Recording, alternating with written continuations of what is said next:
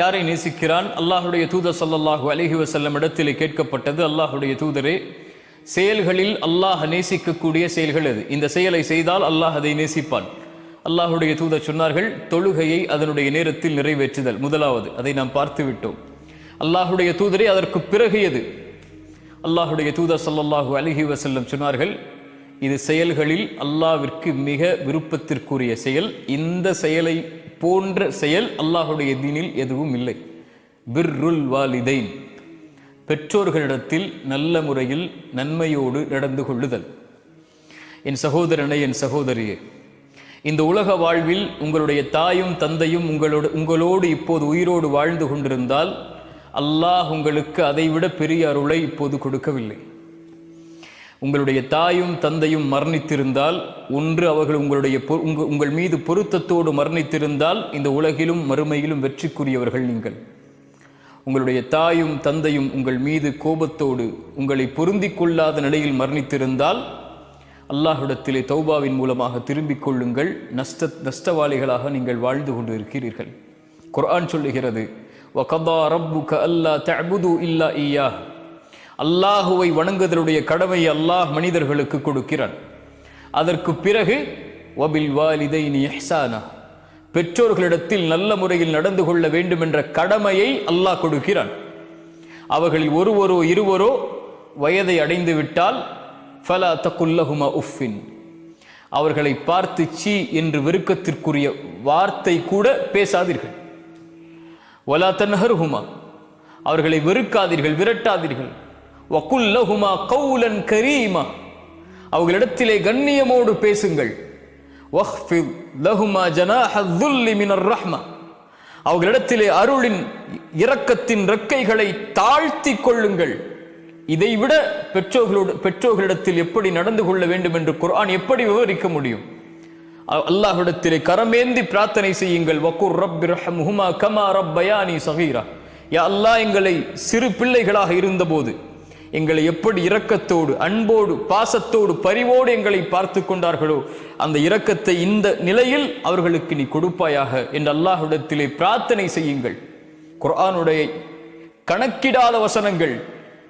அல்லாஹ் சொல்கிறான், வவஸ்ஸைனல் இன்சான பிவாலிதைஹி, பெற்றோர்களிடத்தில் நல்ல முறையில் நடந்து கொள்ளுங்கள். சிரமத்தின் மேல் சிரமப்பட்ட அந்த தாய் அவனை சுமந்திருக்கிறாள், அவளை சுமந்திருக்கிறாள். அனிஷ்குருலி ஒலி வாலிதைக், அதனால் எனக்கு நன்றி செலுத்து, அதற்கு பிறகு உன்னுடைய தாய் தந்தைக்கு நன்றி செலுத்து. எதற்கு யா அல்லாஹ் என் தாய் தந்தைக்கு நன்றி செலுத்த வேண்டும்? உங்கள் தாய் தந்தை உங்களுக்கு செல்வத்தை கொடுத்திருக்கலாம், கொடுக்காமல் இருக்கலாம். உங்களுக்கு கல்வியை கொடுத்திருக்கலாம், கொடுக்காமல் இருக்கலாம். உங்கள் மீது சொத்துக்களை சேர்த்து வைத்திருக்கலாம், சேர்த்து வைக்காமல் இருக்கலாம். உங்களை நல்ல முறையில் பராமரித்திருக்கலாம், பராமரிக்காமல் இருக்கலாம். ஆனால் உங்கள் தாய் தந்தைக்கு காலம் முழுவதும் அவர்களுக்கு அருகிலேயே இருந்து அவர்களுக்கு பணிவிடை செய்து செய்து செய்து செய்து நன்றியை நீங்கள் வெளிப்படுத்தி கொண்டே இருக்க வேண்டும் என்ற ஒரு செயல் உங்களுக்கு இருக்குமானால், எனக்கு இருக்குமானால், என் தாய் தந்தைக்கு நன்றி சொல்லுவதற்கு லா இலாஹ இல்லல்லாஹ் முஹம்மது ரசூலுல்லாஹ் என்ற ஷஹாதத்தை மொழியக்கூடிய மகனாக மகளாக அல்லாஹ் இவர்களின் மூலமாக நம்மை உருவாக்கியதுதான். சொத்து இல்லாமல் மரணித்தால், கல்வி இல்லாமல் மரணித்தால், உலகமே இல்லாமல் மரணித்தாலும் அது நஷ்டமில்லை. ஆனால் இந்த ஈமான் இல்லாமல் மரணித்தால் அல்லாஹ் அதை இந்த தாய் தந்தை வாயிலாக அல்லாஹ் நமக்கு கொடுத்திருப்பதற்கு நன்றி செலுத்த மறந்து விட்டால், காரணங்களை தேடிக்கொண்டிருந்தால், என் தாய் தந்தைக்கு நான் எதற்கு நன்றி செலுத்த வேண்டும் என்று இதை அறிந்ததற்கு பிறகும் நம்மை விட நஷ்டவாளிகள் யாரும் இல்லை. என் தாய்க்கு நான் நன்றி சொல்கிறேன். அஷ்ஹது அன்ன அல்லா இலாஹ இல்லல்லாஹ் வ அஷ்ஹது அன்ன முஹம்மது ரசூலுல்லாஹ் என் ஷஹாதத்தை மொழிவதற்கு அல்லாஹ் வாயிலாக எனக்கு ஒரு வாய்ப்பை கொடுத்தான். என் தாயே, ஜஸாக்கில்லாஹி ஹைரன், அல்லாஹ் உங்களுக்கு நலவை தரட்டும். உங்களுடைய விஷயத்தில் நான் குறைவுபட்டிருக்கிறேன். அல்லாஹ்விடத்திலே மன்னிப்பை தேடுகிறேன், உங்களிடத்திலும் மன்னிப்பை தேடுகிறேன்.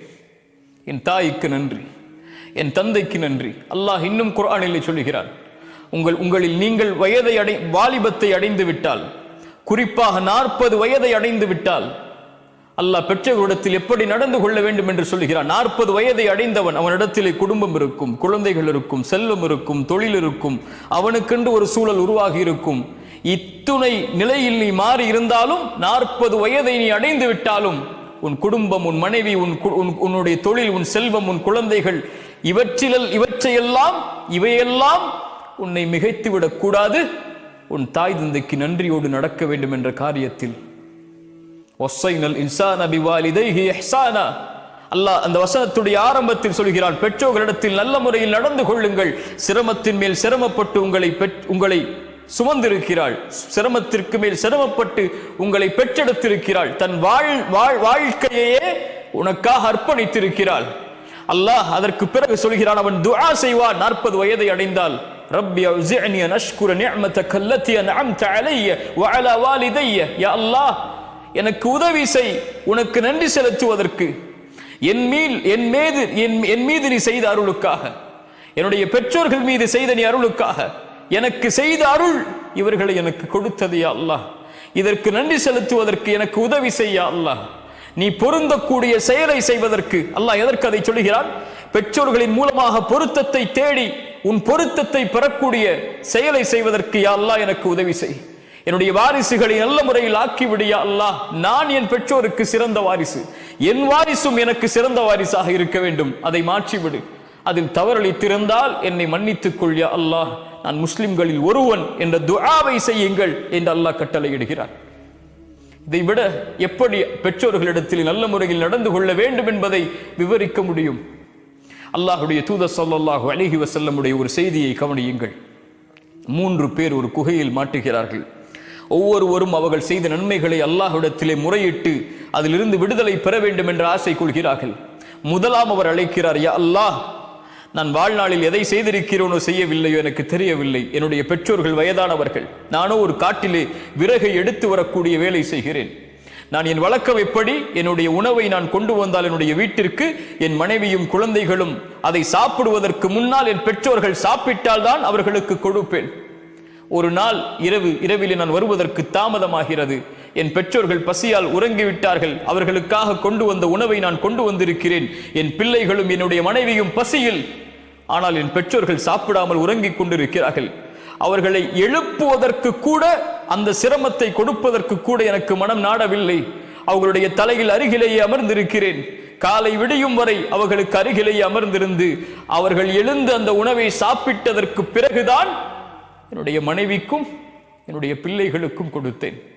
அல்லாஹ், இந்த செயலை நீ ஏற்றுக்கொண்டிருந்தால் இந்த சோதனையிலிருந்து எனக்கு விடுதலை கொடு. அல்லாஹ் விடுதலையை கொடுக்கிறான். உங்கள் மனைவி உங்களுடைய தாய்க்கு பணிவிடை செய்வதிலிருந்து உங்களை மிகைத்திருந்தால், உங்களுடைய குடும்பம், உங்களுடைய குழந்தை, உங்களுடைய செல்வம், உங்களுடைய தொழில், இவையெல்லாம் உங்கள் பெற்றோர்களுக்கு பணிவிடை செய்வதிலிருந்து உங்களை மிகைத்திருந்தால், இவை அனைத்தும் அல்லாஹ்விடத்தில் தடுக்கப்பட்டவை. என்ன செயல் இருக்கிறது அல்லாஹ்வுடைய தீனில்? என் ரப்பை நெருங்குவதற்கு என்று ஒருவன் கேட்டால் இதைவிட வேறு எந்த செயலும் இல்லை.